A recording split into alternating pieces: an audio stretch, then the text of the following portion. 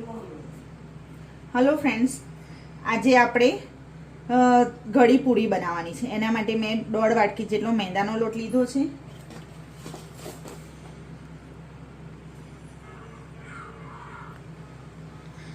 Hello friends, आज આપણે ઘડી પૂરી બનાવવાના છે। એના માટે મેં 1.5 વાટકી જેટલો મેં મેંદાનો લોટ લીધો છે ચાળીને, અને 1 વાટકી જેટલો મેં ઘઉંનો લોટ લીધો છે। રોટલી બનાવવાનો લોટ લીધો છે।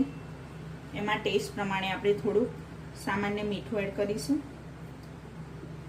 અને તલ પણ કૂટીને રાખ્યા હતા ખાયણી દસ્તામાં, એ એડ કરીશું। એટલા માટે કૂટવાના તલ કે પૂરી તરતી વખતે છે ને તો તલ ઉડે નહીં, એટલા માટે આ બધું મિક્સ કરી દઈએ આપણે પહેલા।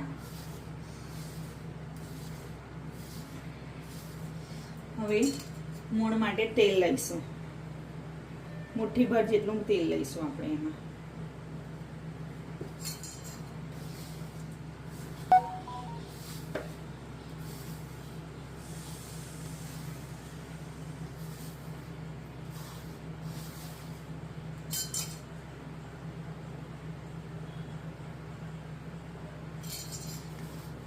ત્રણ ચમચી જેટલું તેલ થયું છે।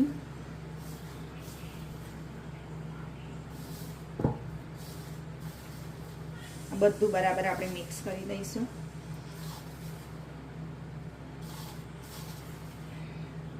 આવી મુઠ્ઠી બનવી જોઈએ, એ પ્રમાણે મોણ લેવાનું હોય છે। હવે લોટ બાંધીશું। આ ચાસણી હતી ગુલાબજાંબુની, એમાંથી મેં લોટ બાંધું છું।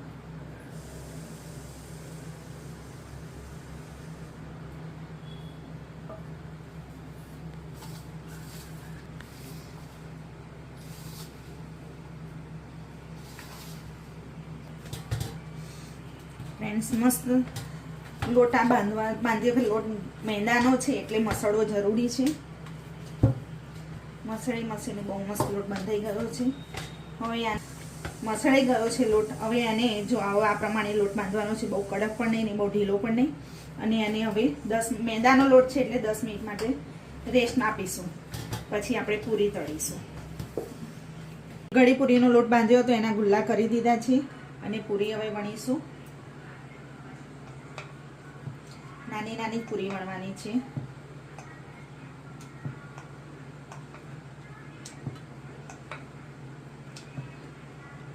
આ સાઈડ વણાઈને તૈયાર છે, એને હવે આપણે તળીશું।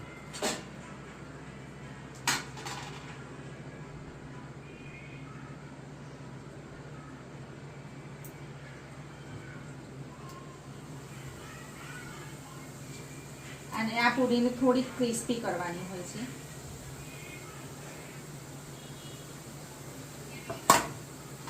ધીરો ગેસ રાખ્યો તો હવે થોડોક ફાસ્ટ કરીશું આપણે। મસ્ત એની જાતે જ ઉપર આવે છે પૂરી।